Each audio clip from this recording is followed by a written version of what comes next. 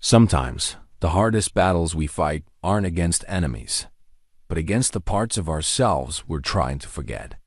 Sometimes redemption comes from the most unexpected places, when we least deserve it, but need it most. Up in Montana's mountains lived an old mountain man named Lee Calder. After the war, he went high into the wilderness to escape his past. Most folks figured he'd die alone up there. One cold evening, while tracking elk, Lee found a massive grizzly bear caught in a steel trap. The bear was bleeding and dying, but its eyes held no anger, just pain and a quiet acceptance that touched something deep in the old man's heart. Lee could have walked away, should have walked away, but something about that bear's suffering reminded him of his own wounds. What would you do if saving another creature meant facing everything you've been running from? Before we jump back in, tell us where you're tuning in from. And if this story touches you, make sure you're subscribed, because tomorrow I've saved something extra special for you. The snow had been falling for 3 days straight when Lee Calder first heard the sound that would change everything. It wasn't much, just a low, mournful cry carried on the wind through the pines. But after 15 years of mountain silence, a man learns to pay attention to sounds that don't belong. Leah paused in his wood splitting, the worn handle of his grandfather's axe warm in his calloused hands. At 62, his hair had gone the color of winter clouds, and deep lines mapped the territory around his pale blue eyes, like creek beds carved by decades of weather and worry. The war in Vietnam had ended more than 40 years ago, but some battles never truly finish. They just move inside a man and set up camp in the quiet spaces where memories live. His cabin sat at 8,000 feet, tucked into a grove of lodgepole pines that had somehow survived the fires and windstorms that periodically swept through the Bitterroot Range. He built it himself, log by log, using skills his father had taught him before the world went sideways. The structure was simple, but solid 20 by 30 feet of hand-hewn timber, with a stone fireplace that drew clean and a roof pitched steep enough to shed the heavy mountain snows. The sound came again, fainter this time, but unmistakably the voice of something in distress. Leah set down his axe and walked to the edge of his clearing, boots crunching through snow that came up past his ankles. The wind had died to nothing, leaving the forest wrapped in that peculiar stillness that comes with heavy snowfall. Each flake drifted down like a small prayer, adding to the white blanket that covered everything in sight. He'd chosen this place precisely because it was far from people and their complications. The nearest neighbor was Jake Morrison, a retired logger who lived 12 miles down the mountain and respected the unspoken agreement that some men needed their solitude. The closest town, Darby, might as well have been on another planet for all the contact Leah had with it. He made a supply run twice a year, once in late spring after the snow cleared, and again in early fall before winter locked the high country away from the world below. The arrangement suited him fine. He had his books, his woodworking, and the endless tasks that came with mountain living. There was firewood to cut and stack, meat to hunt and preserve, repairs to make before the weather turned nasty. He kept a small garden in the brief growing season, growing potatoes and turnips and the hardy greens that could handle the short summers. His needs were simple, and solitude had become not just a preference, but a necessity. But that sound, it pulled at something in his chest he'd thought was long buried. Lee went back into the cabin and reached for his rifle, a well-maintained Winchester that had belonged to his father. The weapon was old but reliable, and he'd used it to take deer and elk over the years when his meat supplies ran low. He checked the chamber out of habit, then pulled on his heavy wool coat and stepped back into the falling snow. The cry had come from the northeast, up toward the high ridge where an old logging road snaked through the timber. Leah knew every game trail and creek bed within 10 miles of his cabin, could navigate the terrain in darkness or blizzard conditions. He'd spent enough time in these mountains to read the landscape like a well-worn book. As he walked, his thoughts drifted to the early days after he'd returned from Southeast Asia. The transition back to civilian life had been rougher than he'd expected. The young man who'd left Montana full of patriotic fire had come home carrying invisible wounds that seemed to fester rather than heal. He tried living in town, even held a job at the lumber mill for a few months, but the noise and crowds had made his skin crawl. Too many people asking questions he couldn't answer, offering sympathy he didn't want. The mountains had called to him then, promising space and silence and the kind of peace that could only come from removing yourself from a world that no longer made sense.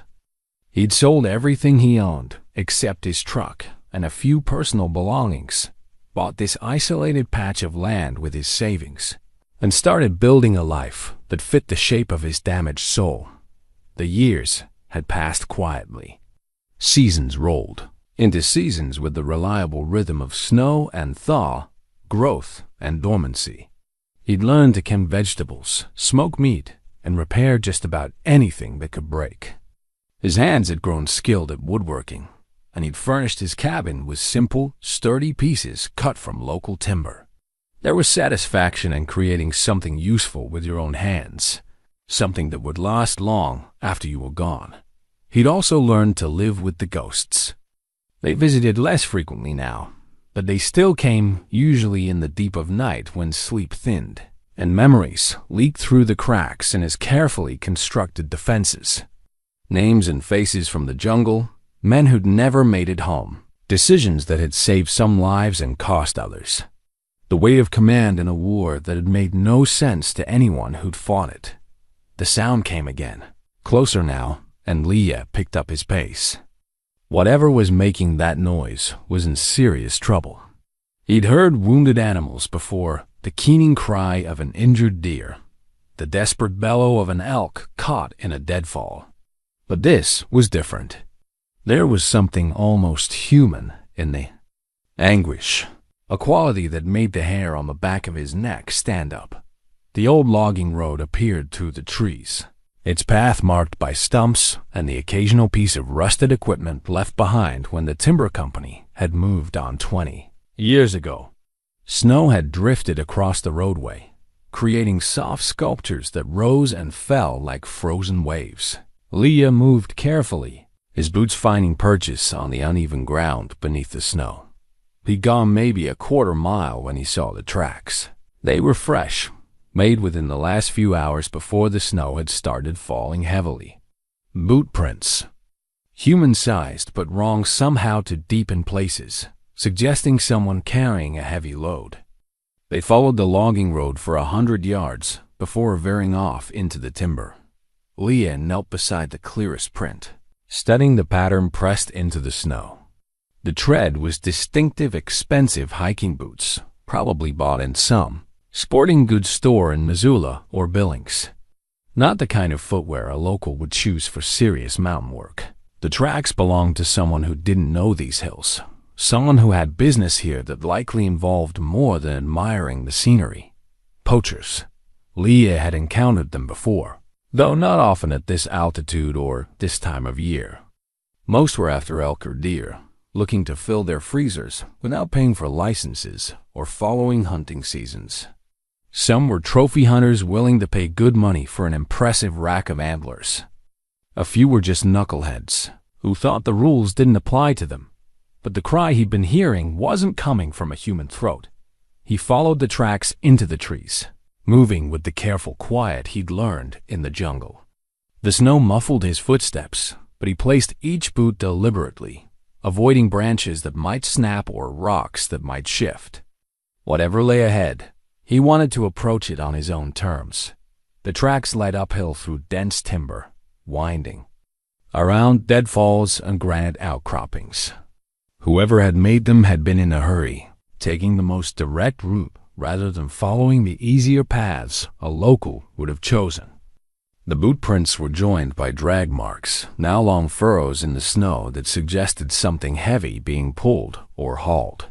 That's when Leah heard it clearly for the first time, not the distant cry carried on the wind, but the actual sound itself. It was a low, rumbling moan filled with pain and exhaustion, the voice of something large and wild and trapped. He moved faster now, following the obvious trail through the trees.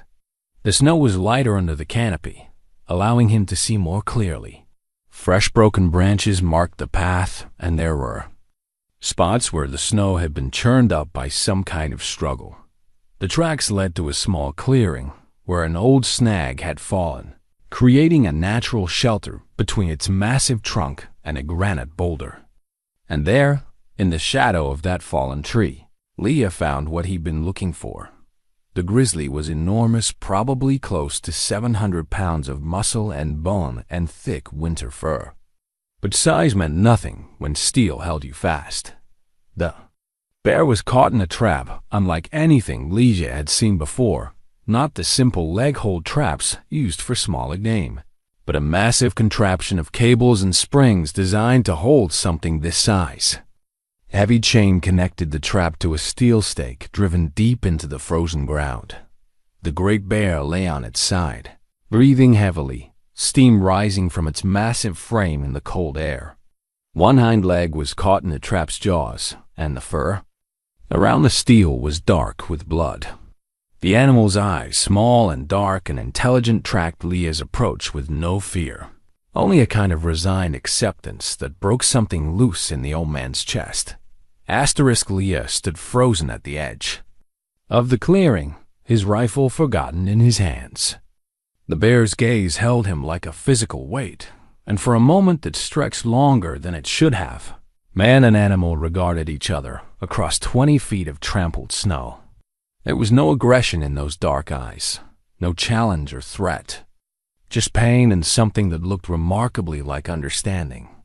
The trap was a professional piece of work, not the crude contraption of some weekend poacher, but a carefully engineered device designed by someone who knew exactly what they were hunting. Heavy steel cables formed the main structure, connected to powerful springs that had snapped shut with enough force to break bone. The chain that anchored it to the ground was thick as a man's thumb, secured with a stake that had been driven so deep into the frozen earth that only a few inches showed. Above the snow, blood had pooled beneath the bear's trapped leg, melting the snow into pink slush that steamed in the cold air. The animal had clearly been fighting the trap for hours, maybe longer. Deep gouges in the ground show where massive claws had torn at the earth. Bark had been stripped from nearby trees, where the bear had tried to use them for leverage. But the trap had been built to hold creatures far stronger than any man, and all a bear's struggles had accomplished was to make the steel bite deeper. Leah took a careful step closer, and the grizzly's head lifted slightly. A low rumble came from its throat, not quite a growl, more like a question. The sound reminded him of something, though he couldn't place what. He stopped moving and let the bear study him, noting the way its ears weren't laid back against its skull, how its mouth remained closed despite obvious pain. This wasn't an animal preparing to attack. This was a creature that had moved beyond rage into something approaching resignation. The smart thing would be to walk away. Any reasonable person would put as much distance as possible between themselves and a trapped grizzly, then maybe call the wildlife authorities when they got back to civilization. Let the professionals handle it. Bears were dangerous under the best circumstances, and a wounded, trapped bear was a recipe for disaster. Lee had seen what these animals could do, had found the remains of a hiker 3 years back who'd gotten too close to a sow with cubs. But something about the scene held him rooted in place. Maybe it was the bear's eyes, which seemed too knowing for a wild animal. Maybe it was the careful, almost surgical precision of the trap, which spoke of planning and cruelty that made his stomach turn. Or maybe it was something simpler, the recognition of suffering in another living thing, and the memory of what it felt like to be caught in a trap of your own making with no way out. The war had taught him about traps, not just the obvious ones, the buried mines and concealed pits that could tear a man apart, but the invisible snares that caught your mind and soul. The trap of orders that made no sense but had to be followed. The trap of watching good men die for reasons that seemed less clear with each passing day. The trap of coming home to a country that didn't want to hear about what you'd seen and done in their name. He'd been caught in steel of a different sort, and it had taken him 15 years of mountain solitude to even begin cutting himself free. The process was ongoing, might always be ongoing. Some wounds never fully healed, but sometimes they could be managed, lived with, incorporated into a life that still had meaning. The bear made another sound, softer this time, almost conversational. Its massive head sank back to the snow, but those dark eyes never left Leah's face. Waiting, watching, trusting. Somehow, that this strange two-legged creature might be different from the ones who had set the trap. Leah set his rifle against a nearby tree and moved closer. The bear tensed slightly, but didn't try to move. Up close, the damage was worse than he'd thought. The trap had closed just above the ankle joint, crushing bone and tearing muscle. Blood had matted the thick fur into dark spikes, and he could see where the steel had worn raw channels in the animal's hide. The bear had to be in agony, but it lay still as death except for the steady rise and fall of its ribcage. "Easy there, old fellow," Leah heard himself say, his voice rusty from disuse. "Let's have a look at what they did to you." The trap mechanism was more complex than anything he'd encountered. Most snares worked on simple principle spring-loaded jaws that snapped shut when pressure was applied to a trigger plate. But this device had multiple moving parts, safety catches, and what looked like a timing mechanism. Someone had spent serious money and effort to build something that would hold a grizzly bear indefinitely without killing it. That realization made ice form in Leah's gut. This wasn't about poaching for meat or trophy hunting. This trap was designed to keep the bear alive, which meant whoever had set it planned to come back. And people who wanted live bears usually weren't interested in admiring them from a distance. The illegal wildlife trade was a multi-million-dollar business. Bear bile was worth more than gold in certain Asian markets, prized for its supposed medicinal properties. Gallbladders could sell for thousands of dollars each. Claws and teeth found their way into jewelry and traditional medicines. And live bears, especially grizzlies, were valuable for private hunting preserves where wealthy clients paid enormous sums to shoot canned animals in enclosed spaces. The thought of this magnificent creature ending up in some rich man's private killing ground made something dark and familiar stir in Leah's chest. It was a feeling he'd worked hard to bury. The cold rage that had once made him very good at a job he'd spent decades trying to forget. He'd killed men in the jungle, not in clean firefights where the enemy was clearly marked, but in night raids, an ambush where the lines between right and wrong blurred like smoke in the rain. He'd been good at it. Too good. And that talent had eaten at him for years after he came home. A corruption in his soul that had driven him up into these mountains where he couldn't hurt anyone else. But looking at the trapped bear, feeling the weight of its trust and pain, Leah found himself remembering something else about those dark days in Southeast Asia. Not just the killing, but the times when he'd used his skills to protect instead of destroy. Missions where his unit had pulled down pilots out of enemy territory. Operations that had saved villages from being overrun. The satisfaction that came from using hard-won abilities for something other than death. The bear's breathing had grown. More labored. Shock was setting in, and if the animal didn't get help soon, it would die regardless of anyone's plans for it.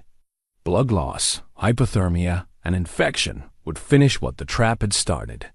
Lying knelt in the snow beside the massive head, the bear's eyes tracked his movement, but it made no attempt to bite or claw.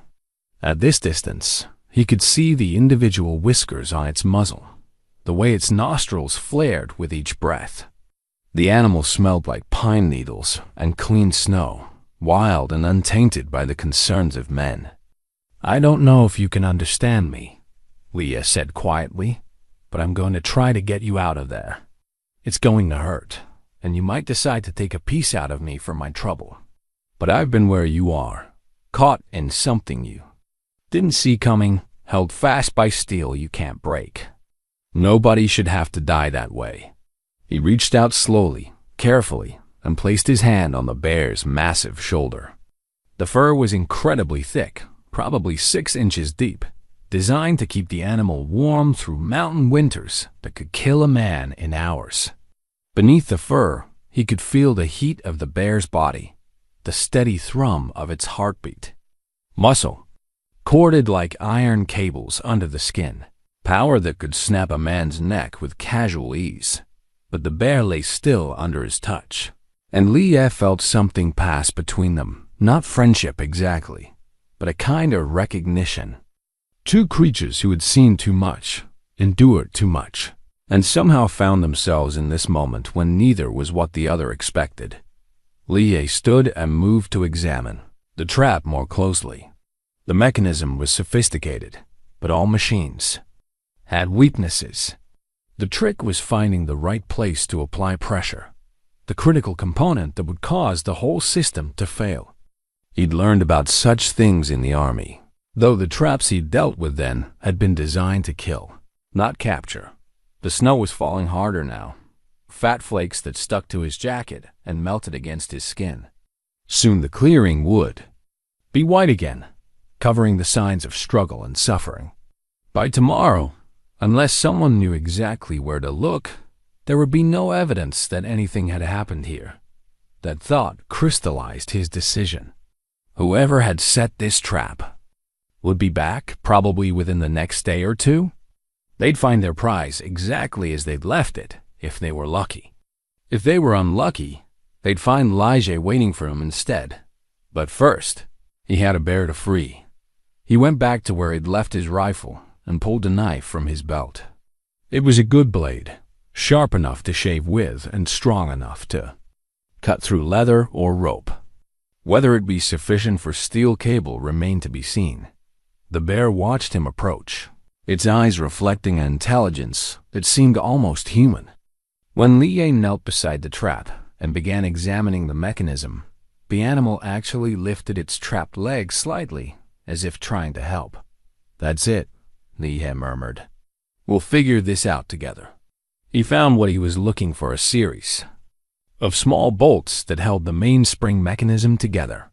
If he could remove them, the trap's jaws should open enough to free the bear's leg. The bolts were tight, set with thread locker compound to prevent them from working loose. But Li Ye had tools back at his cabin, and more importantly, he had time. The poachers weren't expecting anyone to find their trap. This high in the mountains, in the middle of winter, most people had more sense than to go wandering around in a blizzard. They'd set their snare and gone back to whatever warm place they were calling home, confident that their prize would be waiting when they returned. They'd made one critical mistake, though. They'd assumed that no one lived up here, that the mountains were empty of everything but animals. They hadn't counted on a damaged old soldier who'd come to the high country to find peace and instead found something that needed saving. Li Ye looked into the bear's eyes one more time, seeing something there that looked remarkably like hope. "Hold on," he said. "I'll be back." Asterisk. The journey back to his cabin took twice as long as usual. The snow was falling heavier now, and Li Ye found himself breaking trail through drifts that came up to his knees. But his mind wasn't on the weather or the difficult footing. Instead, he was cataloging everything he'd need to free the bear, running through possible complications and backup plans with the methodical precision that had once kept him alive in hostile territory. The old toolbox sat on a shelf in his workshop, a battered metal container that had belonged to his father and grandfather. Before him, Li Ye pulled it down and opened the lid, breathing in the familiar smell of machine oil and steel. Inside were the tools that had built this cabin and maintained it through 15 years of mountain winter's wrenches and pliers, screwdrivers, and punches, each one worn smooth by generations of Calder hands. He selected what he needed, a set of socket wrenches, bolt cutters that might handle the trap's cables, and his battery-powered drill with a selection of metal bits. The drill was a concession to modern convenience he'd make grudgingly, but living alone in the mountains sometimes required practical compromises. If the manual tools failed, electric power might give him the edge he needed. While gathering his equipment, Lee found himself thinking about the bear's eyes. There had been something there beyond simple animal intelligence, a quality of awareness that suggested the creature understood more than it should. He'd seen similar expressions on the faces of wounded soldiers, men who'd been pushed beyond their limits, but somehow found the strength to endure. The bear had that same look of quiet courage, of refusing to give up even when the situation seemed hopeless.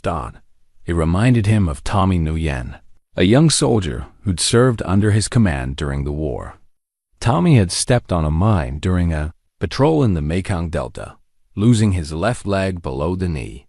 While they waited for the medevac chopper, the kid had looked up at Leah with that same expression, pain and fear. Yes, but also a fierce determination not to let the wound define him. Tommy had survived, gone home to California, and according to the last letter Elijah had received, was teaching high school mathematics and coaching track. Some wounds could be healed, some traps could be escaped. The trick was knowing which ones were worth fighting and which ones you had to accept. Lai loaded his tools into a canvas pack, along with a first aid kit and a thermos of hot coffee. The bear would need medical attention once it was free, assuming he could actually get the trap open. The damaged leg would require cleaning and bandaging, and there was always the risk of infection. He'd treated wounded animals before, mostly deer and elk that had been hit by cars or caught in barbed wire, but never anything as large or potentially dangerous as a grizzly. The storm was intensifying as he left the cabin. Wind drove the snow sideways through the trees, reducing visibility to a few yards and making the forest feel claustrophobic. Lee pulled his knit cap down over his ears and adjusted the pack on his shoulders. The weight of the tools felt reassuring, familiar. He'd carried heavier loads through worse conditions, though admittedly not at his current age. 62 wasn't old by modern standards, but mountain living added years to a man's body that didn't show on paper. His knees creaked when he stood up too fast, and his back sometimes reminded him of old injuries with sharp stabs of pain. But his hands were still steady, his mind still sharp, and his endurance was probably better than most men half his age. The mountains had taken their toll, but they'd also given him strength. The trail back to the clearing was already filling with fresh snow, but Leisure's earlier passage had packed the route enough to make walking easier. He moved at a steady pace, conserving energy for the work ahead. The trapped bear would be weaker now, possibly going into shock from blood loss and exposure. Every minute mattered. He thought about the poachers as he walked, trying to understand their operation. The trap was expensive and sophisticated, which suggested professionals rather than opportunistic amateurs. They'd scouted the area carefully, choosing a location that was remote but accessible by the old logging road. They knew the local wildlife patterns well enough to place their snare where a bear would naturally travel. That level of planning meant this wasn't their first operation in the area. They'd probably been working these mountains for months, maybe years, taking animals that wouldn't be missed until hunting season revealed the declining populations. Game wardens were spread thin across thousands of square miles of wilderness, and poachers who knew what they were doing could operate for years without detection. The illegal wildlife trade was like any other criminal enterprise it followed. The money. A live grizzly bear could be worth $50,000 or more to the right buyer. Dead, the parts might bring in another $20,000. For people without moral constraints, those numbers made the risks worthwhile. But they'd made a mistake choosing this particular valley. They'd assumed the high country was empty, that no one would stumble across their operation before they could. completed. They hadn't counted on an old soldier who'd chosen these mountains, precisely because they were supposed to be far from human complications. Lee reached the clearing just as the wind died down, leaving the forest wrapped in an eerie quiet. Snow continued to fall, but straight down now, each flake settling with gentle precision. The bear was exactly where he'd left it, lying on its side beside the fallen log. But something had changed. The great head lifted as he approached, and Leah saw alertness in those dark eyes that hadn't been there before.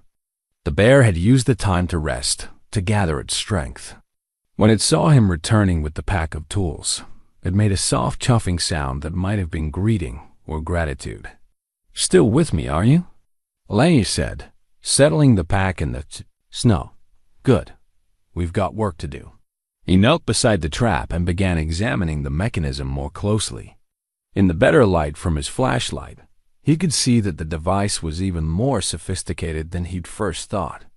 The main springs were housed in protective casings to prevent tampering, and the release mechanism was secured with tamper-evident seals. Whoever had built this trap had experience with people trying to free their captures, but every system had vulnerabilities. Leah had learned that lesson in demolitions training, where understanding how things were built was the first step in learning how to take them apart. The trap's strength came from its integrated design, multiple springs working together to maintain constant pressure on the jaws. If he could disable just one of the spring assemblies, the remaining pressure might be weak enough for the bear to break free on its own. He selected a socket wrench and began working on the first access panel. The bolts were tight, set with industrial thread locker, but they weren't welded. With patience and steady pressure, they could be removed. The bear watched his efforts with what seemed like fascination, occasionally shifting position to give him better access to the trap. The first bolt came free with a sharp crack that echoed through the clearing. The bear's ears twitched at the sound, but it remained calm.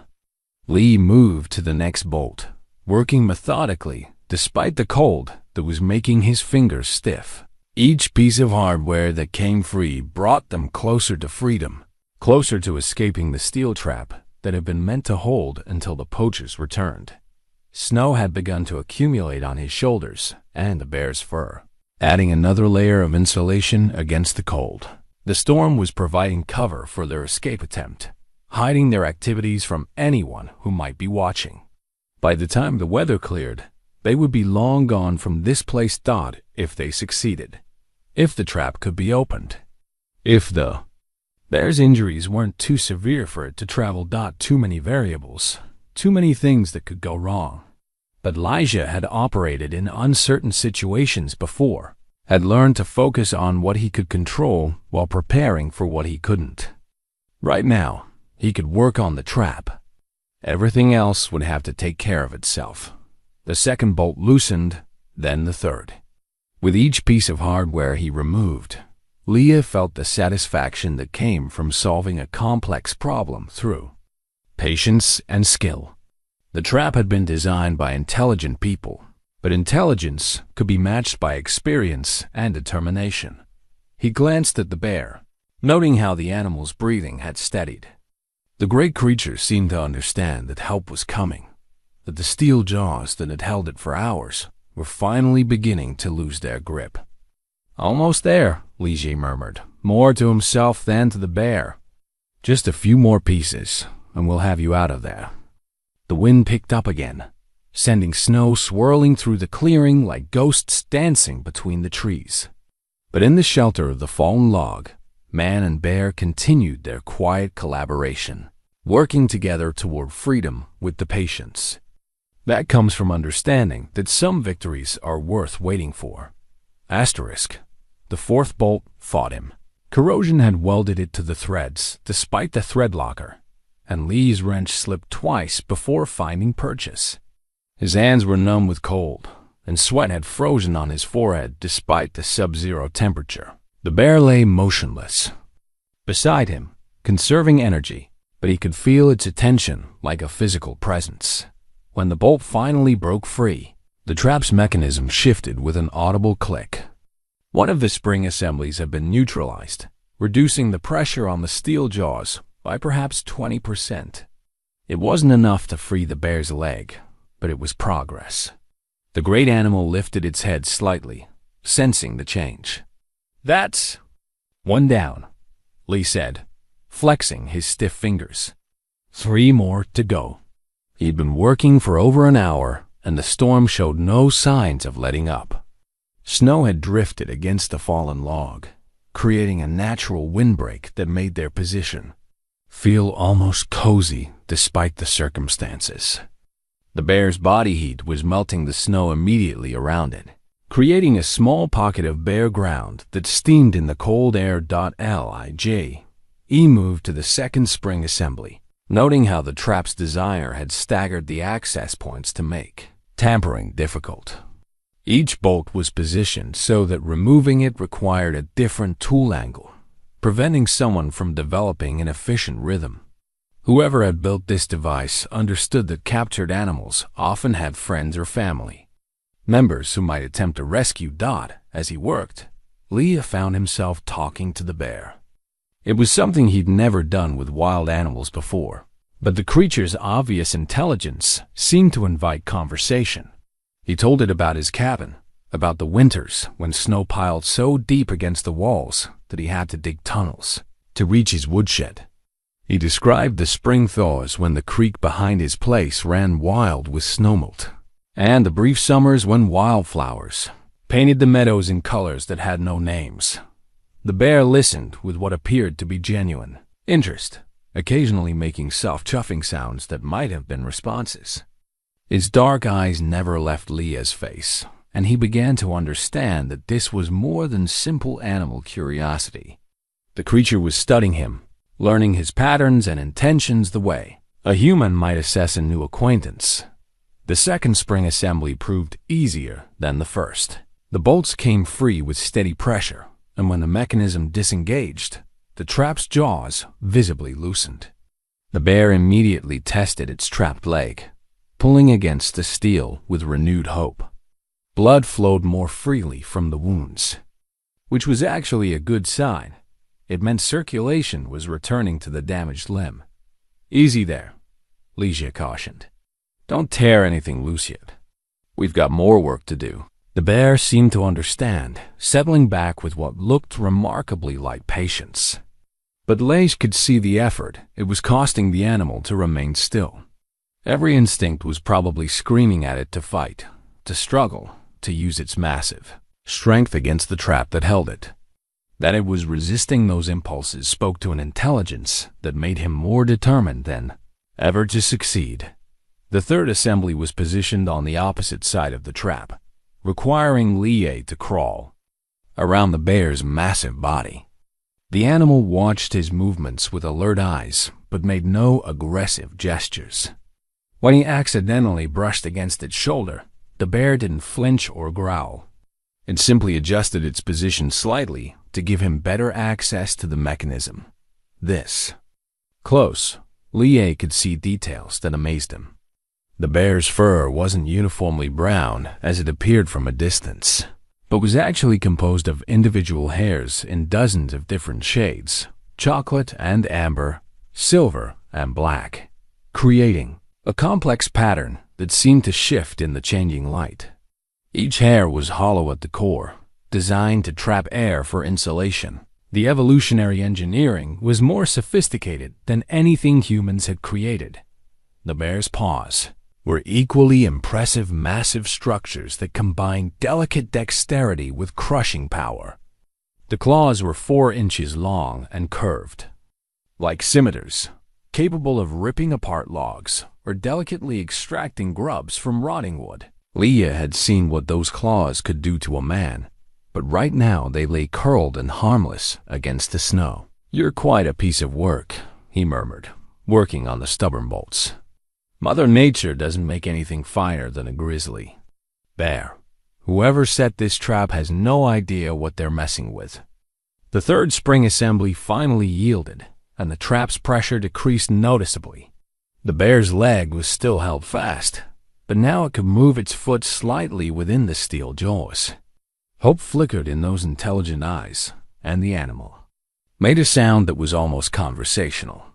"I know," Leah replied. "Almost there. One more assembly, and you'll be able to pull free." But as he moved toward the final mechanism, something made him pause.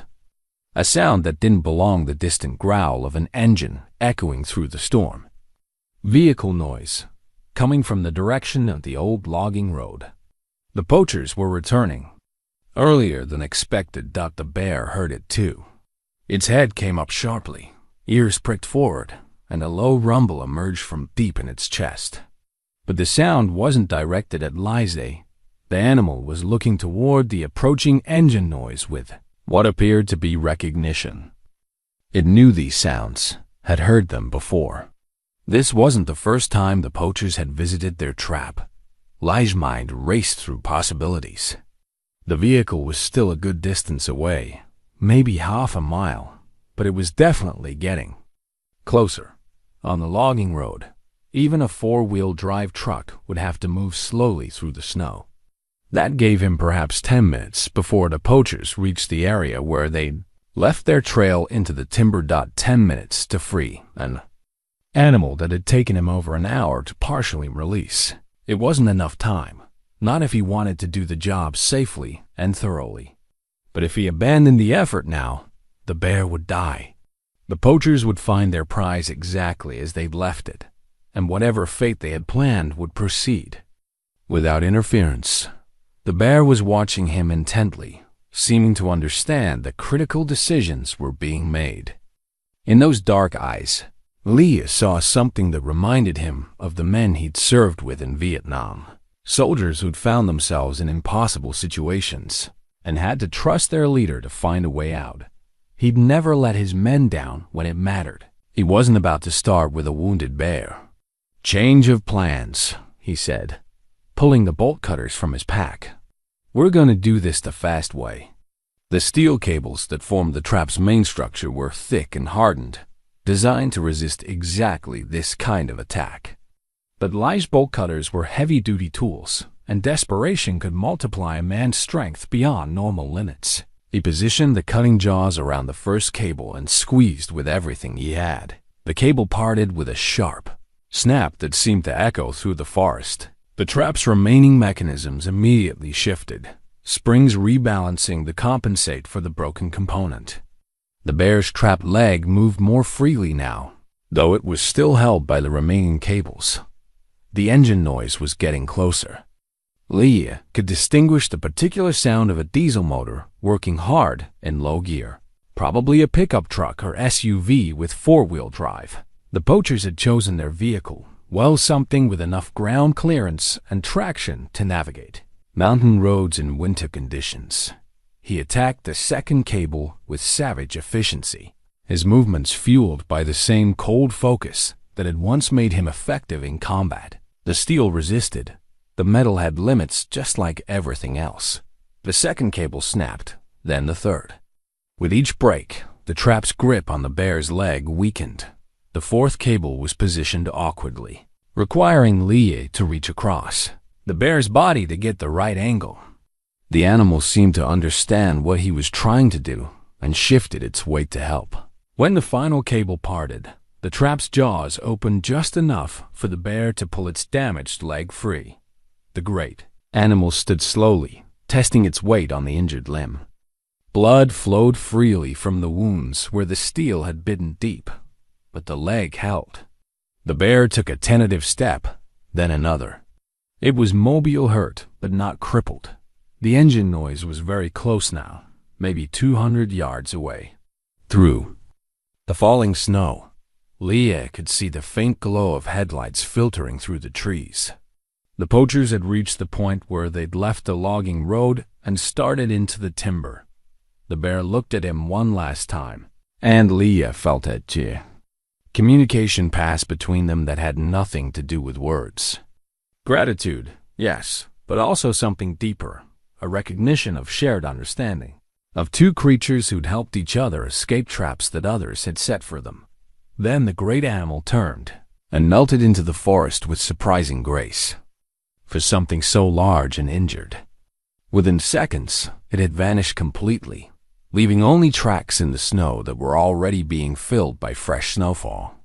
Leah gathered his tools quickly, shoving everything into his pack without regard for organization. The poachers would be here soon, and he needed to be gone when they arrived. But as he prepared to leave, one more task occurred to him. He pulled his knife and went to work on the trap's remaining mechanisms, cutting springs and destroying components with methodical precision. When he was finished, the device would never hold another animal. It was nothing but expensive scrap metal now, a testament to the futility of trying to cage something that was meant to be free. Asterisk. Leah had covered maybe 50 yards when he heard the voices. 2 men, maybe 3. Their words carried on the wind but too distant to make out clearly. They'd found the trap, or what was left of it. The tone of their conversation told him everything he needed to know about their mood. Anger, confusion, and something that might have been fear. He moved through the timber with the careful stealth he'd learned 40 years ago in another forest on the other side of the world. Each step was placed deliberately, avoiding branches that might snap or rocks that might shift. His breathing was controlled, silent.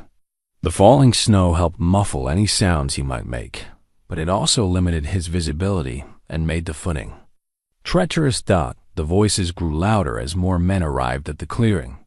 Leah counted at least 4 distinct speakers now, which meant this wasn't a casual poaching operation. Professional wildlife smugglers often worked in teams, with different specialists handling capture, transport, and sales. The investment in sophisticated equipment like the trap suggested they had serious money behind them.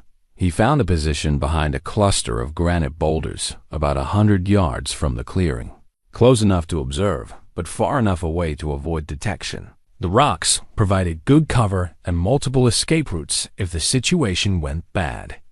From here, he could see the glow of flashlights moving through the trees and hear fragments of conversation. Completely destroyed. Someone cut the cables. Tracks. Everywhere. Looks like they had tools. Theirs gone. Trail leads off into the timber, but it's filling with snow. Leah smiled grimly. The poachers had found exactly what he'd intended them to find: evidence of their failure, and no clear indication of who was responsible. The storm was erasing the bear's escape route and most of the human tracks around the trap site. By morning, there would be little left to investigate. A new voice joined the conversation, deeper and more authoritative than the others. How long since the trap was sprung? Hard to say. Blood's mostly frozen, but there's still some fresh flow. Maybe 4, 5 hours? And how long to cut through those cables? With the right tools? Maybe an hour. Could be less if they knew what they were doing. The authoritative voice was quiet for a moment. Someone's been watching us. This wasn't random. They knew exactly how to disable the mechanism. Professional job. Leah felt a chill that had nothing to do with the weather. These men weren't going to write off their loss and move on to easier targets. They were taking it personally, and that made them dangerous in ways that went beyond simple poaching. Through the falling snow, he could see the flashlight beams converging on the trap site. The men were examining his handiwork, trying to understand what had happened and who might be responsible. One of them was kneeling beside the destroyed mechanism, running his hands over the cut cables with what appeared to be professional interest. This was done by someone who understands mechanical systems, the voice reported. Clean cuts, minimal damage to surrounding components. They disabled exactly what needed to be disabled and nothing more. Military? Another voice asked. Could be, or someone with engineering background. Either way, they knew what they were doing.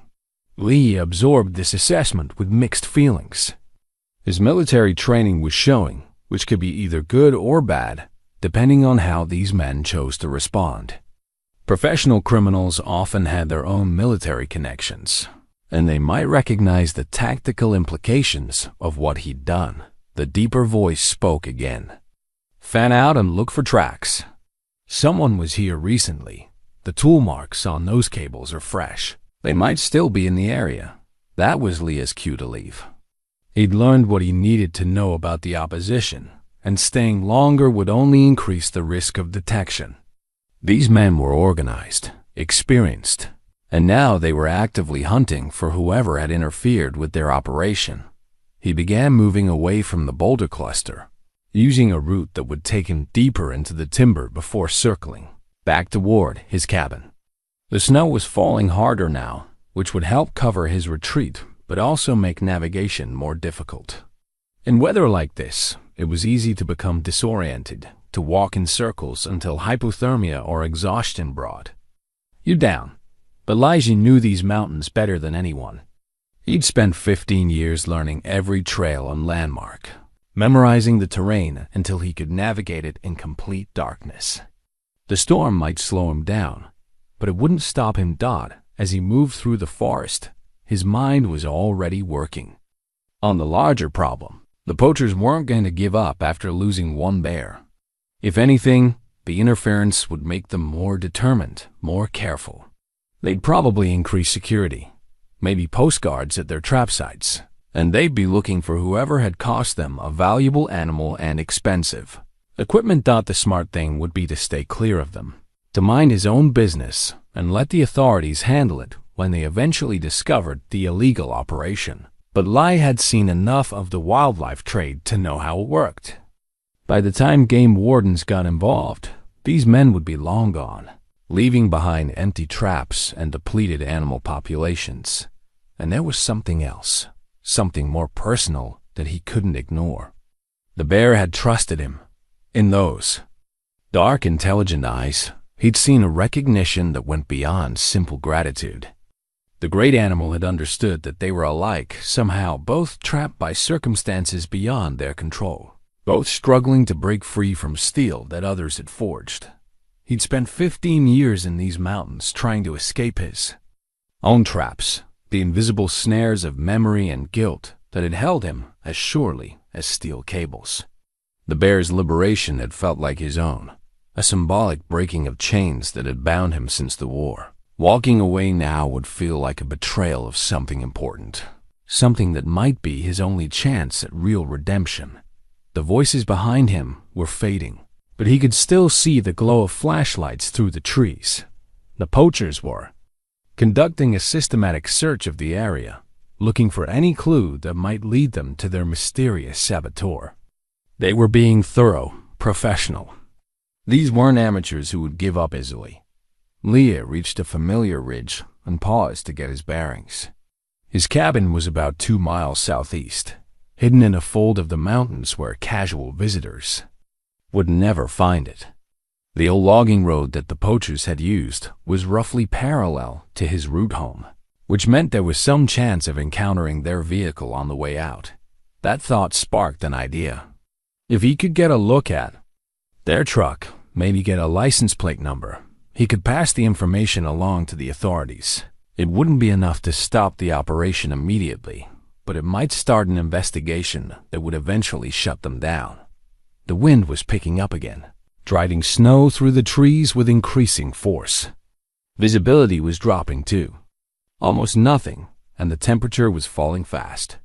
These were the conditions that killed people in the mountains, when overconfidence met bad weather and simple mistakes became fatal errors. But Leah had survived worse. He'd walked point through monsoon forests where you couldn't see 10 feet in any direction, had navigated mountain passes in Afghanistan where one wrong step meant a 1,000-foot fall. This was just Montana weather. Dangerous, but predictable. If you understood its patterns, he altered his route slightly, angling toward the logging road. If the poacher's vehicle was still there, he might be able to gather useful intelligence. If they'd already left, he could at least confirm their departure and plan his next moves accordingly. The forest around him was alive with the sounds of the storm winds sighing through pine boughs, snow hissing against bark, the occasional crack of a branch breaking under accumulated weight. But underneath those natural sounds, Leah's trained ears detected something else. Footsteps moving through the snow with deliberate care. Someone was following his trail. He stopped behind a large pine and listened carefully. The footsteps weren't random. They were tracking him, staying roughly on his route, but moving more slowly. One person, probably male based on the stride length and the weight suggested by the sound. Someone who knew how to move quietly in the woods but wasn't quite as skilled as Leah himself. The hunter had become the hunted. But that was a game Leah had played before, and he'd gotten very good at it during his years in special forces. The question was whether he wanted to avoid his pursuer or confront him directly. Avoiding contact would be safer, but might not solve the larger problem. If one of the poachers had picked up his trail, others might be doing the same thing. They could be setting up a net to contain him, using their superior numbers to limit his options. Confronting the tracker was riskier, but might give him valuable intelligence about their operation and intentions. It would also send a message that their mysterious saboteur was more dangerous than they'd assumed. Lige made his decision. He'd spent too many years running from confrontations, hiding in the mountains from problems that couldn't be solved by isolation. The bear had shown him that some things were worth fighting for. Even when the odds were against you, it was time to stop being prey and start being the hunter again. Asterisk. Liu moved off his original trail and began a wide circle through the timber, using terrain features to mask his movement. The technique was called a counter-ambush maneuver, something he'd learned in advanced infantry training and perfected during night operations in Southeast Asia. The idea was to become the pursuer, instead of the pursued, to turn the tactical situation inside out. The snow helped and hindered in equal measure. It muffled his footsteps, but also made it harder to move silently through underbrush and deadfall. Every step had to be calculated, tested before committing his full weight. One snapped branch or shifted rock could alert his tracker and ruin the advantage he was trying to gain. He completed his circle in 20 minutes, moving through terrain that would have challenged an experienced woodsman in good weather. But Leah knew every depression and ridge in this section of forest, could navigate it by feel when necessary. The years of solitary wandering had given him an almost supernatural awareness of the landscape. His tracker was still following the original trail, moving slowly but persistently through the falling snow. Leah could see him now, a tall man in expensive winter gear, carrying what looked like a high-end rifle with a scope. Professional equipment, professionally used. This wasn't some local hired muscle, but someone with serious outdoor skills. Man was good, Leah had to admit. He stayed on the trail, even when snow had obscured most of the sign, reading subtle indicators that less experienced trackers would have missed. A broken twig here, a scuff mark on bark there, the faint depression where a boot had pressed into frozen ground. The tracker knew his business, but Leah was better. He'd been hunting men before this tracker was born, had learned his skills in places where second place meant death, and he had the home field advantage intimate knowledge of terrain that his pursuer was seeing for the first time. Leah positioned himself behind a massive deadfall where he could watch the trail while remaining completely hidden. The fallen tree was easily 6 feet in diameter, probably brought down by a windstorm years ago. Its exposed root system created a natural blind that was invisible from the tracker's position. The man approached carefully, rifle ready, but not aimed directly ahead. He was being cautious but not paranoid, confident in his abilities, but aware that his quarry might be dangerous. When he reached the spot where Leah had left his original trail, he stopped and knelt to examine the ground more closely. "I know. You're out there," the tracker called softly, his voice carrying just far enough to be heard over the wind. "Why don't we talk this through like civilized people?" Leah remained silent, studying the man's equipment and bearing. The rifle was a custom bolt-action in a heavy caliber, probably .338 Winchester Magnum or something similar. Expensive glass on top, the kind of scope that cost more than most people's cars. The winter clothing was high-end mountaineering gear, designed for extended operations in extreme conditions. This wasn't a poacher in the traditional sense. This was a professional hunter, someone who made his living tracking dangerous game. The kind of man who got hired when wealthy clients wanted guaranteed success on African safaris or Alaskan bear hunts. "My name's Carson," the tracker continued, still scanning the forest around him. "I work for people who invest serious money in wildlife operations. Someone cost them a valuable asset today, and they'd like to discuss compensation." The words were polite, almost conversational, but the underlying threat was clear. Leah had interfered with a business operation, and the people behind it wanted restitution. In their world, such matters were probably settled with money or violence, depending on the debtor's ability to pay. Carson moved forward again, following Leah's trail with methodical precision. But he was working from old sign now, tracks that were being steadily erased by fresh snowfall. Soon he would reach the point where Leah had left the trail, and then he would have to make choices about which direction his quarry had gone. Leah let him get 20 yards past the deadfall before making his move.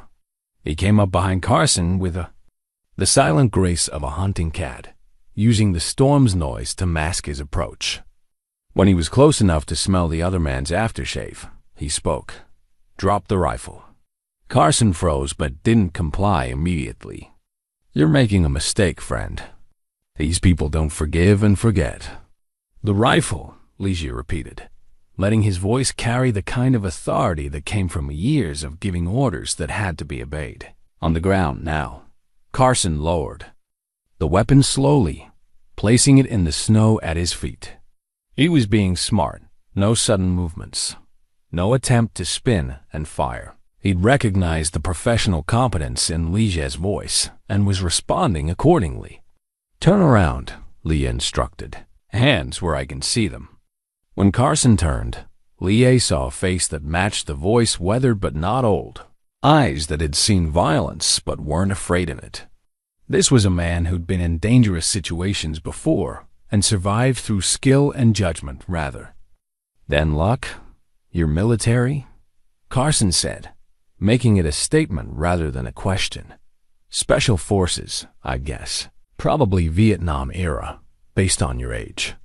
"Close enough," Leah replied, keeping his own rifle trained on Carson's center mass. "Who do you work for? Does it matter?" "They're not the forgiving type, whoever they are. You cost them maybe $50,000 today, plus the price of custom equipment. They're going to want satisfaction. From an old man who lives alone in the mountains?" Carson smiled, and there was genuine amusement in his expression. "Old man, maybe, but not helpless. You took apart their trap like you knew exactly what you were doing. Then you disappeared into the forest without leaving enough trail for most people to follow. That's not the work of some random do-gooder." Liers absorbed this assessment while considering his options. Carson was right about one thing. The people behind the poaching operation wouldn't simply write off their losses. They'd invested too much money and effort to walk away after one setback. And they demonstrated the resources to hire professionals like Carson, which meant they had serious backing. "What were they planning to do with the bear?" Ligia asked. "Private reserve in Texas. Client wants to hunt a grizzly, but doesn't want to deal with permits and regulations. Easier to stock a fenced preserve with tame animals that have been conditioned to human presence." The casual way Carson described the operation made Leah's stomach turn.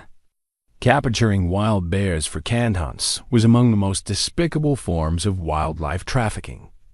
The animals would be transported to Texas, kept in minimal enclosures until they were docile from captivity, then released into fenced hunting.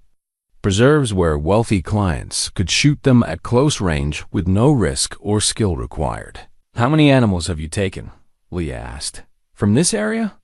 Maybe a dozen over the past 2 years. Bears mostly, but some wolves and mountain lions. There's good money in providing exotic hunting experiences for people who can afford them. Dozen animals.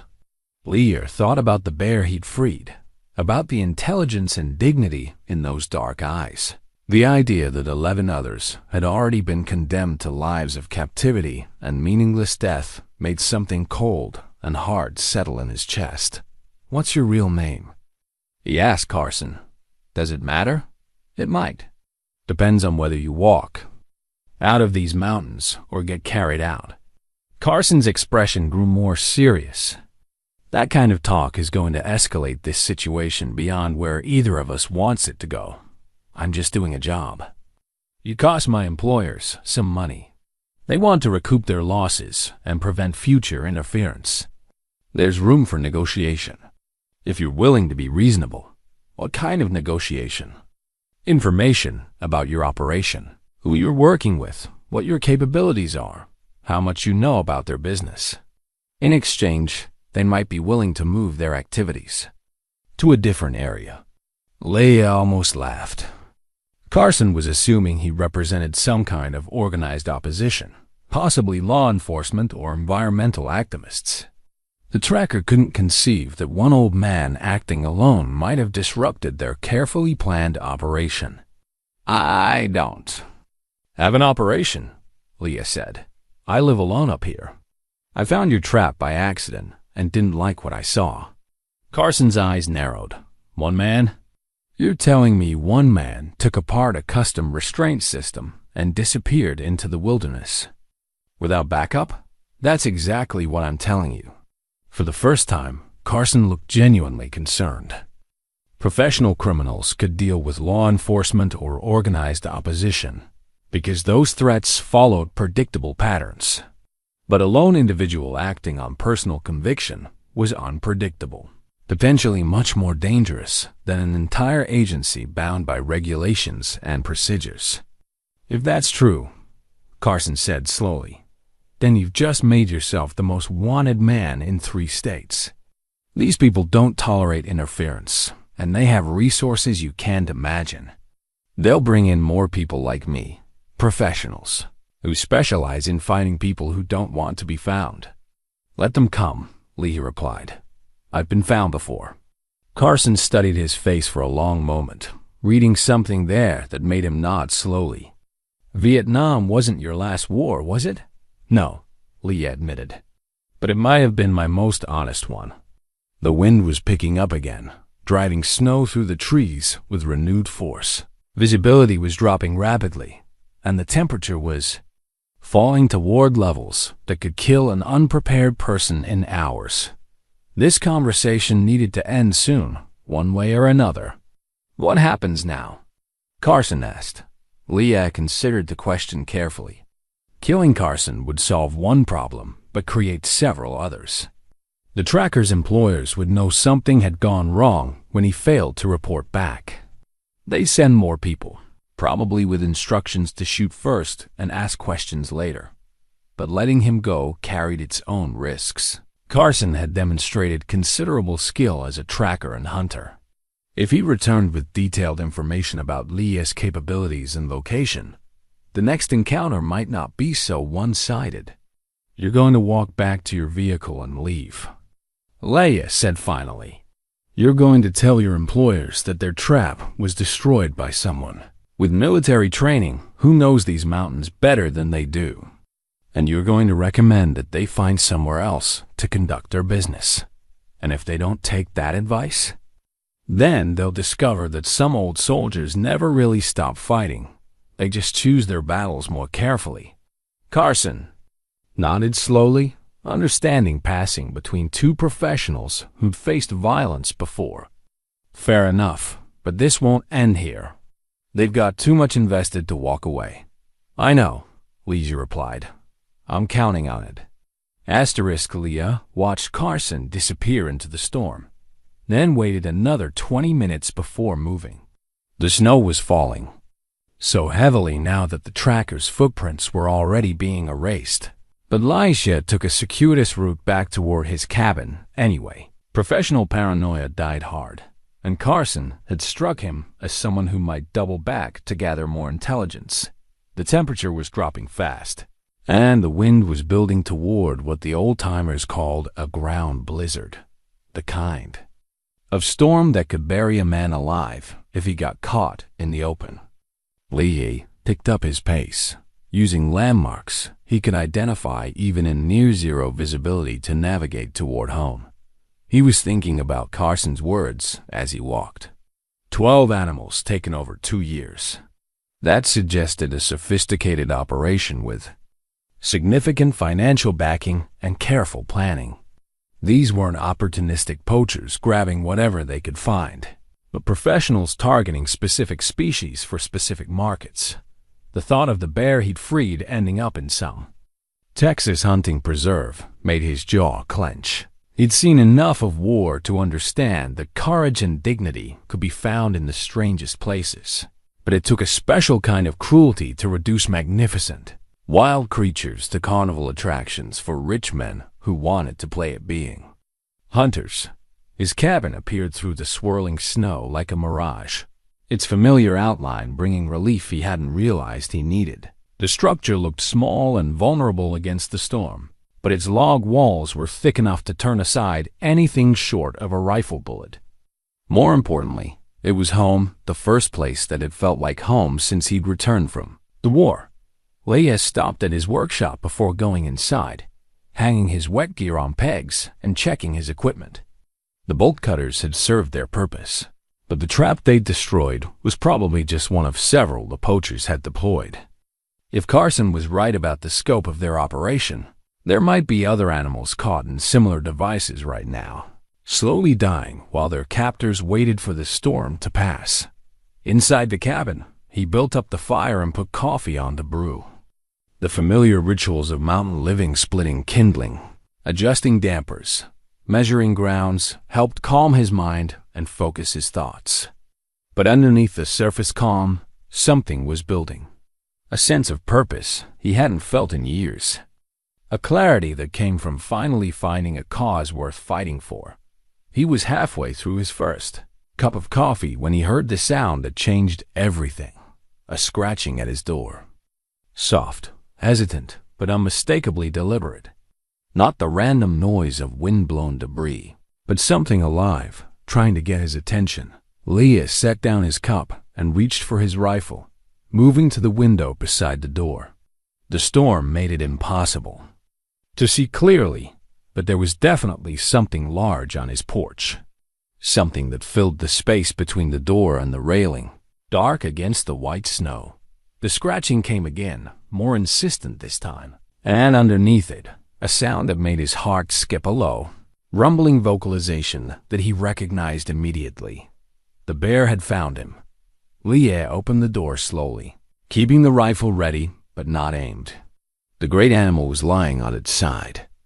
On his porch, its injured legs stretched out at an awkward angle. Blood had frozen on the fur around the trap wounds, and the bear's breathing was labored. But those intelligent dark eyes were alert, fixed on Leisha's face with an expression that looked remarkably like hope. "Well, I'll be damned," Leah murmured. "How did you find me?" The bear made a soft chuffing sound, almost conversational. It had clearly followed his scent trail through the storm, covering rough terrain on 3 good legs and 1 damaged one. The effort must have been enormous, but here it was, seeking help from the human who had freed it from the trap.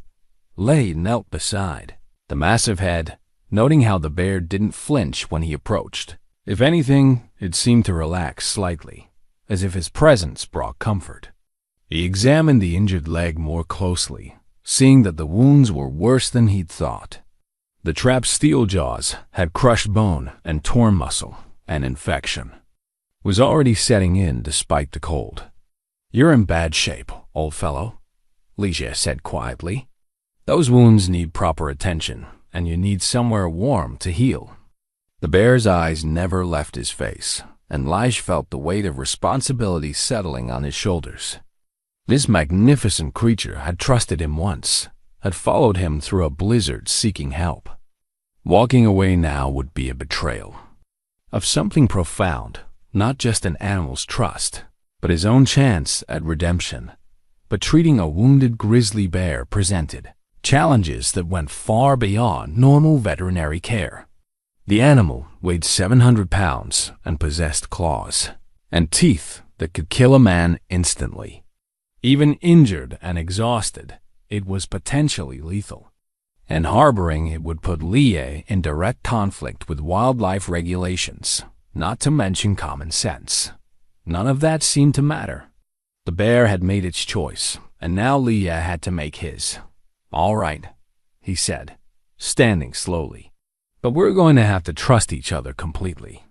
One wrong move from either of us, and this ends badly for both of us." The bear seemed to understand. When Lie opened his cabin door wider, the great animal struggled to its feet and limped inside. It moved carefully, avoiding Lie's furniture and belongings, settling finally near the fireplace where the warmth could reach its injured leg. Lie closed the door behind them and stood for a moment, processing what he'd just done. He was sharing his cabin with a wild grizzly bear, not just any bear, but one that was wounded, possibly desperate, and certainly capable of destroying everything he built in a matter of minutes. But as he watched the bear settle beside his fireplace, he felt something shift inside his chest. For 15 years, he'd lived alone in these mountains, cutting himself off from human connection because the weight of his war experiences had made relationships too painful to maintain. He convinced himself that solitude was healing, that isolation was the price of peace. Now, looking at this magnificent creature that had sought him out in its time of need, he realized how wrong he'd been. Healing didn't come from running away from connection. It came from finding the right kind of connection, with beings who understood suffering and survival and the long road back from both. The bear's presence changed the cabin's entire atmosphere. What had been a refuge from the world became something warmer, a sanctuary where two damaged souls could find shelter together. The fire seemed brighter, the walls more welcoming. Even the storm outside sounded less threatening with the great animal's steady breathing filling the silence. Lie went to his medical supplies and began gathering what he'd need to treat the bear's wounds. Antiseptic, bandages, antibiotics from his own emergency kit. It wasn't proper veterinary equipment, but it would have to do. The bear watched his preparations with calm attention, as if it understood exactly what was happening. "We're going to get you fixed up," Lie said, more to himself than to the bear. "And then we're going to figure out how to stop those bastards from taking any more animals." The bear made a soft rumbling sound that might have been agreement. Or maybe it was just contentment at being warm and safe for the first time in days. Either way, it was a sound that spoke of trust and partnership. Outside, the storm continued to rage, but inside the cabin, something new was beginning. An alliance between species, forged in shared suffering and mutual respect. A partnership that would change both their lives in ways neither could imagine. As Lie knelt beside the bear and began cleaning its wounds, he realized that Carson had been wrong about one thing. This wasn't just about one old man fighting a criminal organization. It was about something much more powerful, a bond between two creatures who had found each other when they needed it most, and who were prepared to face whatever came next. Together, the poachers had created an enemy more dangerous than they could possibly understand. Not just a skilled soldier with knowledge of the terrain, but a man who had found something worth protecting again. Someone who had remembered that courage wasn't about facing death alone, but about standing beside those who trusted you, no matter what the odds. The bear's dark eyes reflected the firelight as Lie worked on its wounds, and in those depths, he saw something he hadn't seen in his own mirror for decades. Hope. Real hope. Based not on forgetting the past, but on building something better from its lessons. Tomorrow, the storm would pass, and Carson's employers would begin planning their response to the interference with their operation. They would bring more men, better equipment, and a determination to eliminate whatever was standing in their way. They would find Li Ye waiting for them. But they wouldn't find him alone. The great bear shifted slightly, moving its massive paw until it rested gently against Li Ye's knee. The gesture was unmistakably deliberate, a sign of trust and companionship that transcended the boundaries between species. Li Ye placed his hand on the thick fur of the bear's shoulder, feeling the steady heartbeat beneath. Two survivors, two fighters. Two souls who had found each other in the wilderness and discovered that some bonds were stronger than fear. "We'll show them," he said quietly. "We'll show them what happens when they mess with things they don't understand." The bear's rumbling response sounded remarkably like agreement. Outside, the wind howled through the pines, but inside the cabin, warmth and purpose were building towards something that would reshape the entire conflict. The hunters were about to become the hunted, and they had no idea what was coming for them. The storm passed during the night, leaving the world wrapped in 3 feet of fresh snow that sparkled like diamonds in the morning sun. Li woke to find the bear still sleeping beside the fireplace, its massive form rising and falling with steady breaths. The animal's injured leg was properly bandaged now, and the antiseptic he'd applied seemed to be preventing infection from taking hold. He moved quietly around the cabin, rebuilding the fire and starting coffee, careful not to disturb his unlikely houseguest. The bear's presence had transformed his morning routine into something almost ceremonial. Shared space required different courtesies, a recognition that he was no longer the sole occupant of this sanctuary. When the coffee was ready, Li Ye settled into his chair with a steaming cup and considered what needed to be done. Carson would have reported back to his employers by now, describing the encounter and Li Ye's capabilities. The professionals behind the poaching operation would be planning their response, probably bringing in more personnel and heavier equipment. This isolated valley was about to become a battleground. The bear stirred as sunlight streamed through the windows, lifting its massive head to look around the cabin with what appeared to be mild curiosity. When its eyes met Li Ye's, the animal made a soft chuffing sound that might have been a greeting. "Morning to you too," Li Ye replied, surprised at how natural the conversation felt. "How's the leg feeling?" The bear tested its weight on the injured limb, moving carefully but without the obvious pain of the previous day. Li's field medicine had been effective, though the animal would need weeks to heal completely. The question was whether they had weeks before Carson's people returned with reinforcements.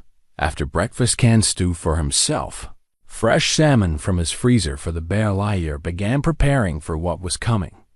His military training had taught him that successful defense required understanding your enemy's capabilities and intentions, then using terrain and preparation to multiply your own advantages. The cabin's location was both a strength and a weakness. It was isolated and easily defended, with clear fields of fire in all directions and multiple escape routes through the timber behind. But it was also a fixed position, and anyone who knew its location could plan an attack accordingly. Carson had seen the cabin's general area, which meant the poachers knew roughly where to find him.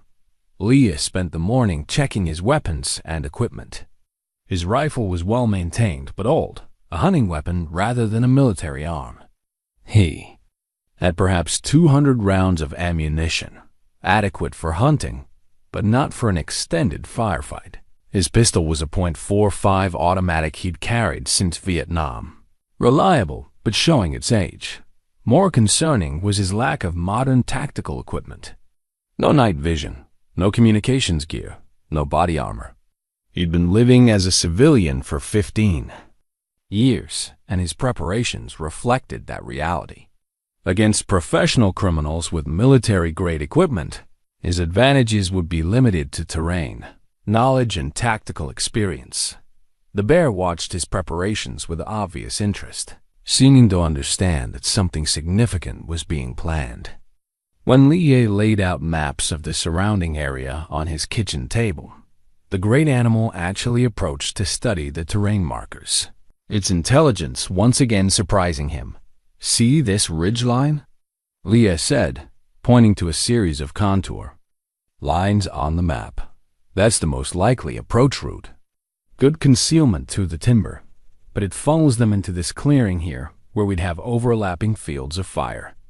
The bear made a rumbling sound, and Leah could have sworn it was paying attention to his tactical analysis.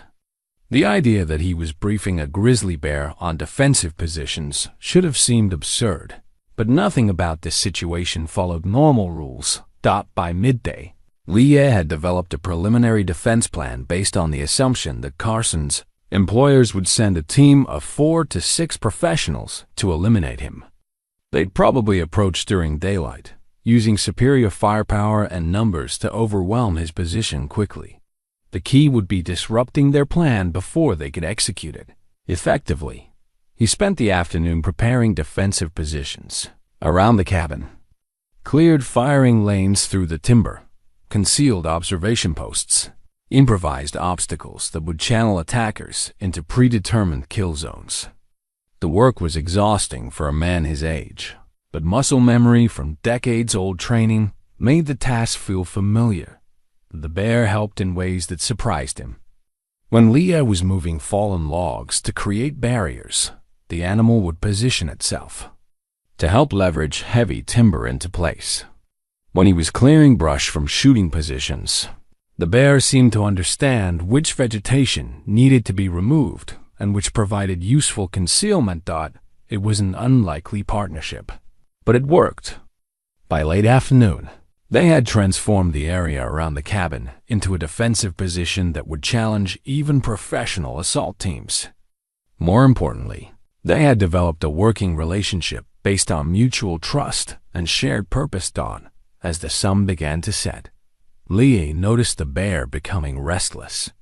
The great animal paced around the cabin, sniffing the air and making soft vocalizations that suggested heightened alertness. When it moved to the window facing the logging road, Leah joined it there. At first, he saw nothing unusual. The forest was beautiful in the golden evening light, snow-covered pines stretching away toward distant peaks. But as he watched, movement caught his eye, a glint of metal reflecting sunlight, maybe 2 miles away on the ridgeline where the old logging road crested the divide. Vehicle, probably multiple vehicles, moving slowly through the snow. Carson's people had returned, and they brought reinforcements.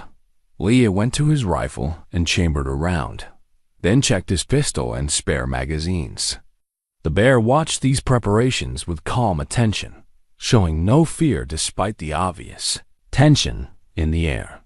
If anything, the animal seemed to be preparing itself as well, testing its injured leg and positioning itself near the door. "You don't have to be part of this," Leah said quietly. "This is human business. You could disappear into the forest and be safe." The bear looked at him with those intelligent dark eyes, and Leah saw his answer there. The great animal had made its choice when it sought shelter in his cabin. They were partners now, for better or worse. Through binoculars, Leah counted 3 vehicles moving along the ridge, probably SUVs or pickup trucks with 4-wheel drive. Even at this distance, he could see they were heavily loaded, carrying more personnel and equipment than a simple cleanup operation would require. Carson's employers were taking this seriously. The vehicle stopped at a point where the logging road offered a clear view of the valley below. Leah could imagine the tactical planning taking place, identifying the cabin's location, planning approach routes, assigning responsibilities to team members. Professional killers preparing for what they assumed would be a straightforward elimination job. They would be in for several surprises. As darkness fell, Lee saw lights moving through the timber, flashlights and probably night vision equipment. The assault team was moving into position, using the cover of night to get close to their target. Their plan was predictable. Surround the cabin, eliminate the occupant, and search for evidence of larger opposition. Leah extinguished all lights in the cabin and moved to his primary observation post, a concealed position in the rocks behind his home. The bear followed silently, moving with surprising stealth for something so large. From their position, they could see the entire clearing around the cabin while remaining invisible to attackers.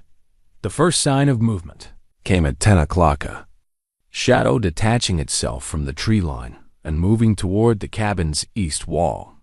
Then another figure approaching from the south. Professional spacing, coordinated movement, sound, tactical discipline. These men knew their business, but they were operating in Leah's backyard, on terrain he knew better than his own hands. And they had no idea that their target was watching them from a position they hadn't even considered. The bear seemed to sense the approaching danger. Its breathing became deeper, more controlled, and Leah could feel tension building in the grate body beside him. Whatever was about to happen, they would face it together. 4 figures had emerged from the timber now, moving in a classic diamond formation toward the cabin. Professional military tactics, executed with precision and confidence. But as they closed on their target, they were walking into a trap that had been prepared by someone who understood their methods better than they understood his. Elijah settled his rifle's crosshairs on the lead figure and took up slack in the trigger. Beside him, the bear gathered itself like a coiled spring, ready to explode into action when the moment came. The final confrontation was about to begin, and neither the bear nor the man intended to go quietly into whatever darkness these intruders had planned for them. In the distance, an owl called through the night, a sound that belonged to this wild place, a reminder that some things were worth fighting to preserve. Lee smiled grimly and adjusted his grip on the rifle. It was time to show these professionals what happened when they threatened the wrong old soldier and his unlikely ally. The battle for the mountain was about to begin. The first shot shattered the night's silence like thunder rolling through the mountains. Leah's bullet found its target, dropping the lead assault team member before the man could reach the cabin's front porch. The figure crumpled without a sound, his high-tech equipment suddenly useless against precision marksmanship from an unexpected position. Contact front. Someone shouted from the timber, using military terminology that confirmed Elijah's assessment of their training. Sniper in the rocks behind the cabin. The remaining 3 attackers immediately went to ground, disappearing behind trees and deadfall with the practiced speed of combat veterans. Muzzle flashes began strobing from their positions as they returned fire, bullets whining off granite and splintering pine bark around Leah's concealed position. But they were shooting at shadows, trying to hit a target they couldn't see while he had clear sight lines to their muzzle flashes. Leah's second shot took down another figure who'd exposed himself while changing positions. The man's tactical vest no match for a hunting rifle at close range. The bear remained motionless beside him, watching the battle with calm intelligence. When one of the attackers tried to flank their position by circling through the timber to the north, the great animal's ears tracked the movement before Leah could hear it. A soft growl warned him of the approaching threat. Leah shifted his aim toward the flanking movement just as the third attacker emerged from behind a massive pine, assault rifle raised and ready. But the man's night vision equipment worked against him in this situation. The electronic enhancement created a narrow field of view that missed the bear's position entirely. The grizzly moved with devastating speed despite its injured leg. 700 pounds of muscle and bone launched itself through 20 feet of space in less than 2 seconds. Massive jaws closing around the attacker's torso before he could bring his weapon to bear. The man's scream cut off abruptly as those powerful jaws did what millions of years of evolution had designed them to do. The fourth attacker, the last one standing, began firing wildly in the direction of his fallen teammate's position. But panic shooting was never effective, and his bullets went high and wide while Leja calmly lined up his final shot. The crack of the hunting rifle ended the firefight as suddenly as it had begun. Silence returned to the valley, broken only by the bear's heavy breathing and the distant sound of wind through the pines. 4 professional killers had approached Lige's cabin with military precision and superior firepower. None of them would be reporting back to their employers. "Well done, partner," Lee said quietly, reaching out to pat the bear's massive shoulder. The great animal was uninjured, though blood from its victim stained the fur around its muzzle. In combat, the grizzly had proved as formidable as any human warrior, but the night's work wasn't finished. These 4 had been the assault team, but professional operations always included backup elements and command personnel. Carson was probably coordinating from the vehicles on the ridge, and there might be other teams positioned to intercept anyone trying to escape the valley. Lie gathered ammunition and equipment from the fallen attackers, noting the quality of their gear: military-grade assault rifles, advanced night vision, encrypted communications equipment. These men had been equipped for a serious military operation, not a simple assassination. The organization behind them had significant resources and connections.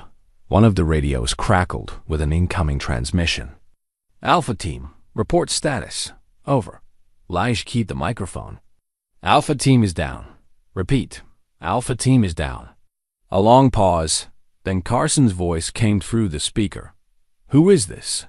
"Someone who's tired of cleaning up your messes," Lige replied. "Your boys weren't as good as you thought they were. You have no idea what you're dealing with." Carson's voice carried a new edge of respect mixed with anger. "This organization spans 3 countries and moves millions of dollars annually. You've just declared war on people who make wars disappear." "Good," Lee said. "I was getting bored." He switched off the radio and smashed it against a rock, ensuring no one could use its signal to track their position. The bear watched this action with apparent approval, then moved to sniff at the other equipment scattered around the clearing. From their position in the rocks, Leah could see lights moving on the distant ridge. The remaining members of Carson's force were repositioning, probably planning their next move. But they would be more cautious now, having learned that their target was neither helpless nor alone. The bear's acute hearing detected something. Legia missed the sound of helicopters approaching from the south. The distinctive whoop-whoop of rotors echoed off the mountain peaks, growing steadily louder. Carson's people were bringing in air support, escalating the conflict beyond anything Legia had anticipated. "Time to go," he said, gathering his rifle and remaining ammunition. The cabin had served its purpose as a defensive position, but staying there now would be suicide. Against helicopter-mounted weapons, their rock shelter would provide no protection. The bear seemed to understand the change in tactical situation. When Lie moved toward the tree line behind their position, the great animal followed without hesitation. Despite its injured leg, it moved through the timber with surprising silence and speed. They were 50 yards into the forest when the first helicopter appeared over the ridge, its searchlight probing the darkness around the cabin. A second aircraft followed, then a third. Military surplus helicopters, probably armed with door-mounted machine guns and possibly rocket pods, the kind of firepower normally reserved for foreign battlefields. The lead helicopter's searchlight found the clearing where the assault team had fallen. Even from their distance in the timber, Leah could hear the pilot's report over external speakers. 4 Kia targets have withdrawn into the forest. Track them. Carson's amplified voice responded. Use thermal imaging. They can't. Have gone far. Asterisk. But Leia knew these mountains better than any thermal camera could penetrate them. There were caves and overhangs that would mask body heat, creek beds that would confuse scent trails, and terrain features that would challenge even experienced pilots.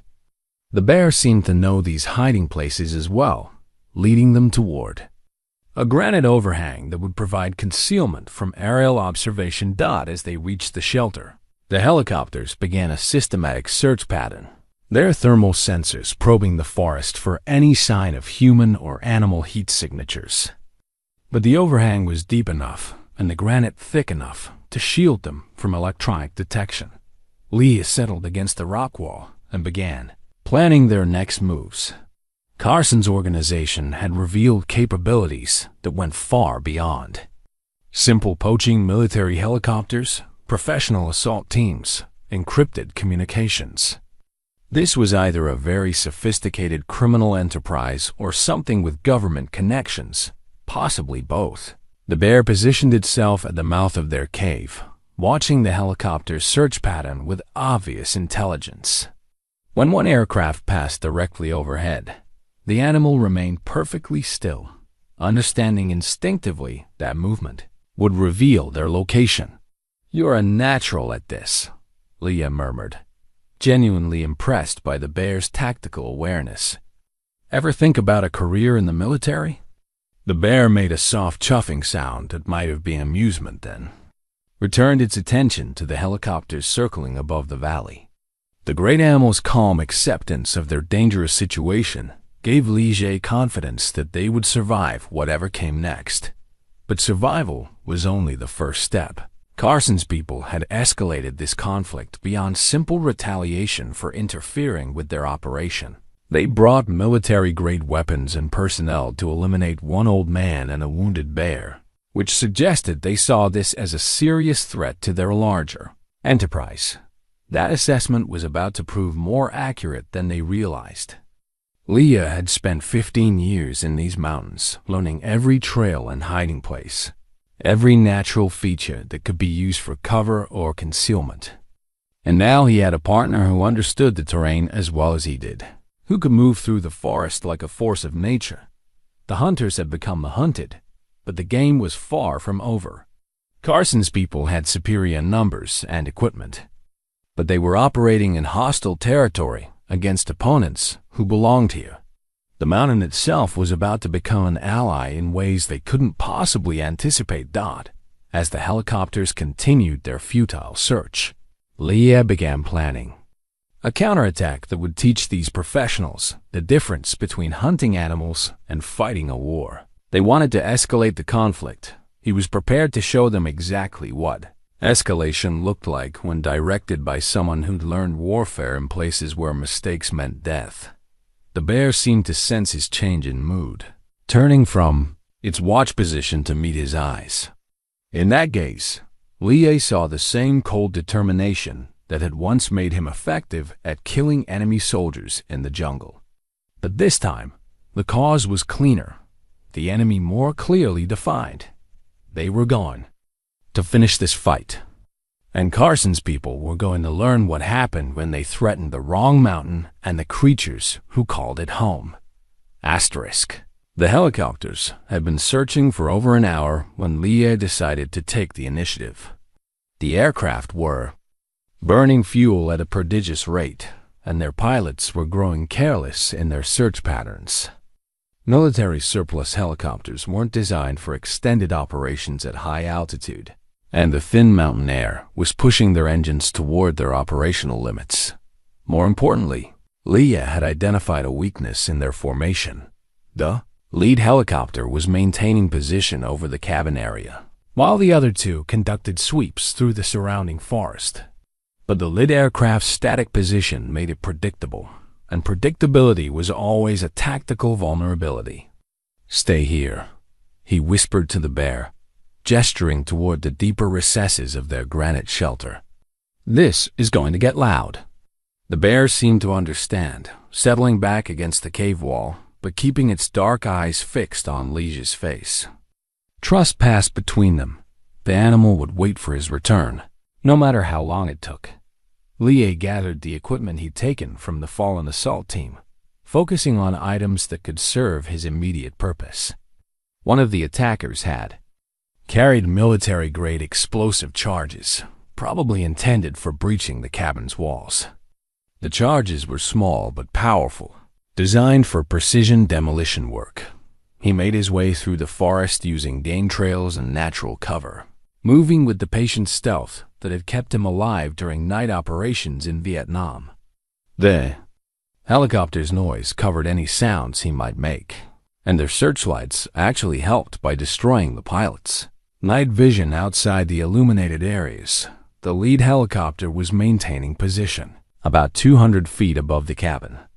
Its searchlight trained on the clearing where the assault team had fallen. The pilot was probably trying to determine what had happened to his ground forces, scanning for any sign of survivors or continuing threats. Elijah reached a position directly below. The aircraft began climbing one of the massive pines that dominated this section of forest. The tree was old-growth timber, easily 6 feet in diameter and tall enough to reach within striking distance of the hovering helicopter. Its thick branches provided excellent concealment and multiple routes to the crown. The climb took 20 minutes, moving branch by branch with infinite care. One misstep would mean a 100-foot fall to the rocky ground below. But Lee's mountain-trained muscles and experienced hands found purchase on bark and branch with automatic precision. The explosive charges weighed him down, but not enough to compromise his balance dot at 150 feet above ground. He was close enough to the helicopter to feel its rotor wash pushing against the tree. The aircraft was maintaining a steady hover, its crew focused on the ground below rather than potential threats from above. Through the open cargo door, Leah could see 2 men with night vision equipment scanning the forest, searching for targets that were no longer there. He armed the first explosive charge and hurled it toward the helicopter's tail rotor. The device struck the rotor housing and detonated immediately, shredding the critical components that kept the aircraft stable in flight. The helicopter began spinning violently, its pilot fighting for control as the machine lost its ability to counter the main rotor's torque. The aircraft's death spiral took it away from Elijah's tree and toward the open area above the cabin. Warning lights flashed frantically in the cockpit as alarms screamed through the night air. The pilot managed to auto-rotate the crippled machine toward a forced landing, but the helicopter struck the ground hard, its main rotor disintegrating on impact and sending deadly fragments spinning through the darkness. The remaining 2 helicopters immediately broke off their search patterns and converged on the crash site, but their rush to assist their downed comrades made them vulnerable to the same tactics that had destroyed the first aircraft. Lear was already moving to his next position, using the confusion and noise to mask his approach. The second helicopter had landed near the crash site, its crew dismounting to provide medical assistance. But landing made them sitting targets for someone who understood the vulnerability of grounded aircraft. He worked his way to within 50 yards of the landed helicopter before the bear found him. The great animal had ignored his instructions to stay hidden, following his trail through the forest with silent determination. When it appeared beside him in the darkness, Lear felt a moment of irritation followed by recognition. The bear understood something he'd missed. The third helicopter was circling overhead, using thermal imaging to scan the area around the crash site. The pilot had learned from his comrade's fate and was maintaining altitude and movement to prevent another attack from below. The thermal sensors worked both ways. They could detect heat signatures, but they also revealed the aircraft's position to anyone who understood their limitations. The bear moved past Leah toward the landed helicopter, and suddenly he understood the animal's plan. The grizzly was going to attack the ground crew directly, creating a distraction that would force the circling aircraft to descend and provide support. It was a brilliant tactical insight. Use the enemy's protective instincts against them. "Wait!" Leah called softly, but the bear was already in motion. 700 pounds of muscle and fury erupted from the tree line into the circle of light around the helicopter. The ground crew, 3 men with assault rifles, had perhaps 2 seconds to react before the grizzly was among them. Their weapons were designed for human opponents, not for something that could absorb multiple rifle rounds and keep attacking with undiminished ferocity. The bear's assault was devastating and brief.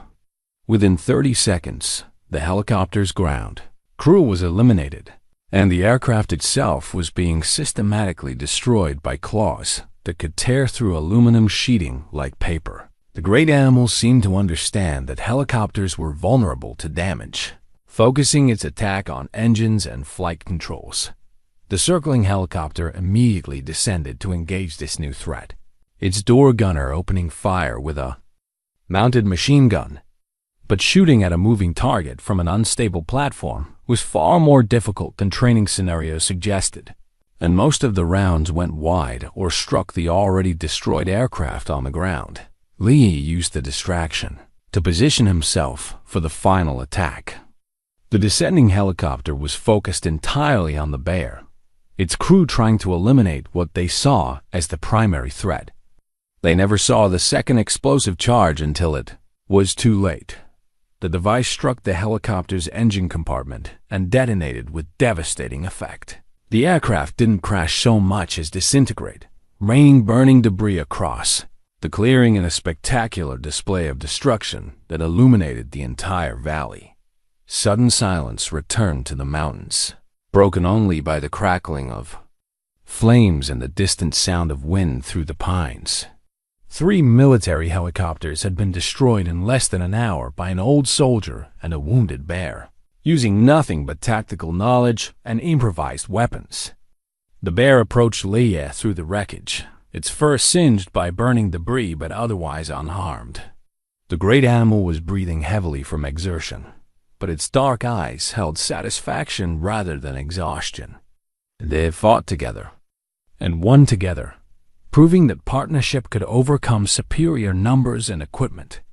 "Not bad for an amateur," Leia said, patting the bear's massive shoulder.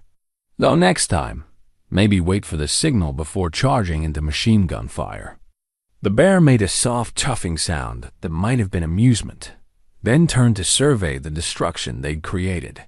Burning helicopter wreckage illuminated the clearing like a bonfire, sending smoke and sparks spiraling up toward the star-filled sky. But the battle wasn't over yet. Carson was still alive somewhere in the mountains, along with whatever personnel he'd held in reserve. The man would be reassessing his situation now, realizing that his carefully planned operation had become a disaster of epic proportions. Radio chatter from the surviving equipment confirmed Leisha's assessment. Carson's voice, strained and desperate, was calling for immediate extraction and reinforcement. The wildlife trafficking operation was finished, but the man behind it wasn't ready to accept defeat.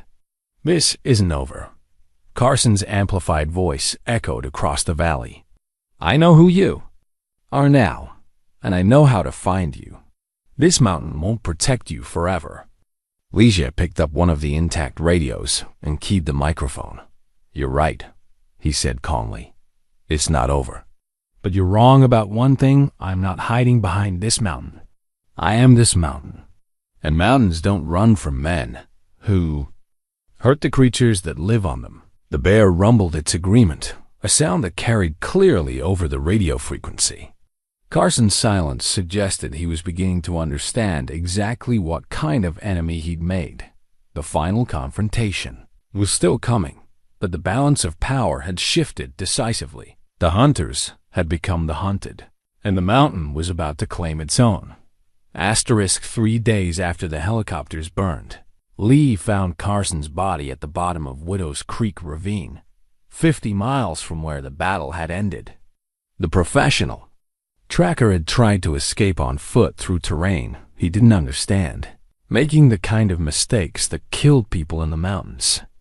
Hypothermia had taken him some time during the second night, leaving him curled beneath a granite overhang like he was sleeping. There was no satisfaction in the discovery, only the quiet completion of something that had needed finishing.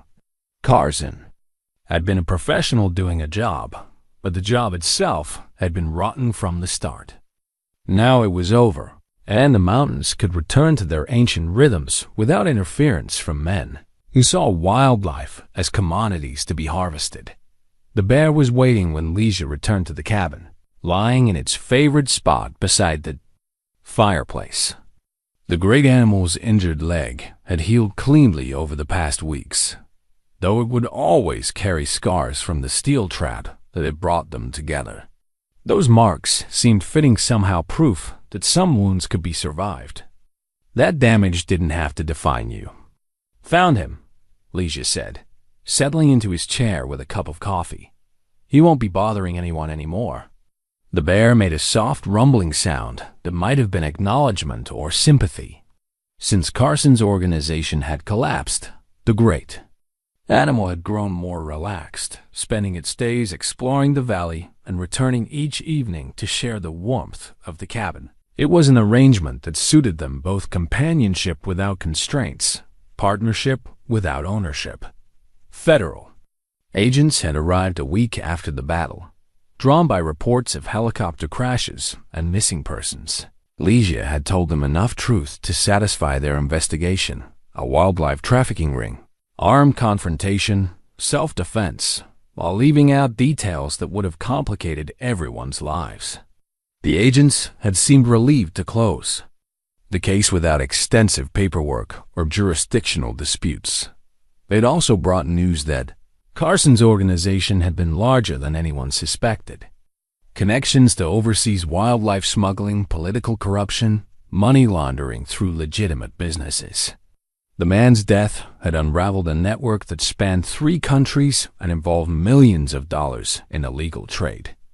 Sometimes one thread, pulled at the right moment, could bring down an entire tapestry of corruption.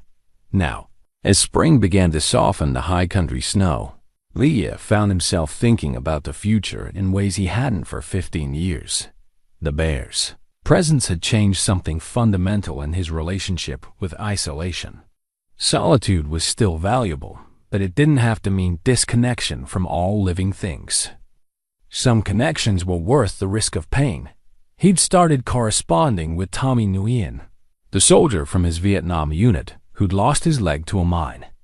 Tommy's letters spoke of teaching students who reminded him why the world was worth protecting, of finding purpose in nurturing rather than destroying. There was wisdom in those words that Lee was finally ready to hear. The bear stirred beside the fireplace and moved to the window, looking out at the valley with obvious contentment.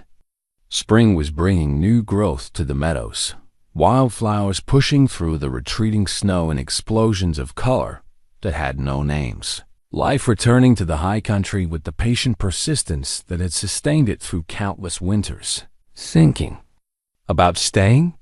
Ligia asked, though he already knew the answer.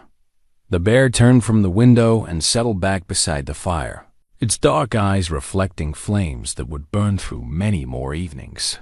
The great animal had found something here to not just shelter from a hostile world, but partnership with someone who understood that survival was easier when shared. Outside, an eagle circled over the valley on thermal currents that carried the scent of pine and snowmelt and the promise of summer warmth. The mountains endured as they always had, indifferent to human plans but protective of those who learned to live within their rhythms.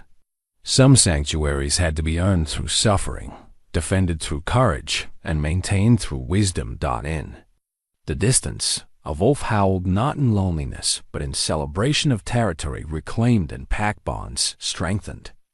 The sound echoed off granite peaks and pine-covered ridges, a wild song that spoke of things older than civilization and more enduring than any human enterprise. Ligia reached out and placed his hand on the bear's massive shoulder, feeling the steady heartbeat beneath thick fur. 2 creatures who had found each other when they needed it most, who had learned that redemption sometimes came in the most unexpected forms. The steel trap that had nearly killed them, both had instead forged a bond stronger than the metal that had tried to contain it. The fire crackled softly in the stone fireplace, casting dancing shadows on log walls that had sheltered them through the hardest winter either had known. But spring was coming to the high country, bringing new possibilities and the promise that some wounds could heal completely when given enough time and the right kind of care. Sometimes the hardest battles we fight aren't against enemies, but against the parts of ourselves we're trying to forget. Sometimes redemption comes from the most unexpected places, when we least deserve it, but need it most. And sometimes, if we're very lucky, we find that saving another creature is the same as saving ourselves. The bear's rumbling contentment filled the cabin like a lullaby, a sound that spoke of peace earned through struggle and trust built through shared danger. Outside, the mountain night settled over the valley with the quiet benediction of snow and starlight, protecting all who understood that some sanctuaries were worth any price to preserve. In the morning, there would be new tracks in the snow deer, and elk returning to meadows that had been empty, wolves reclaiming territory that had been abandoned, life flowing back into places where it belonged. The mountain was healing, and so were its unlikely guardians. The last entry in Lee's journal that night was simple. Some traps are meant to be broken. Some souls are meant to be free. And some partnerships transcend every boundary that men try to build between themselves and the wild world that shaped them. The bear slept beside the dying fire, its breathing deep and peaceful. And for the first time in 15 years, Liu Calder slept without dreams of war, his rest guarded by a friend who had taught him that courage comes in many forms. But the greatest courage is the willingness to trust again when trust has been broken, to hope again when hope seems foolish, and to love again when love means risking everything you fought to protect. The mountains kept their eternal watch, and all was well in the high country, where snow never quite melts and the silence runs deeper than most men can bear. Some stories end with battles won or enemies defeated. The best stories end with damaged souls finding their way back to wholeness, discovering that redemption often wears fur and walks on four legs, offering the kind of unconditional acceptance that humans spend lifetimes seeking. The steel trap lay rusted and forgotten in the clearing, where it had failed to hold what was meant to be free. Spring would cover it with new growth, and eventually the forest would reclaim it entirely. But the bond it had inadvertently created would endure longer than metal, stronger than any chain that men could forge. In the end, that was the only victory that truly mattered. Two trapped souls setting each other free, and finding in that freedom something worth protecting for as long as the mountains themselves shall stand.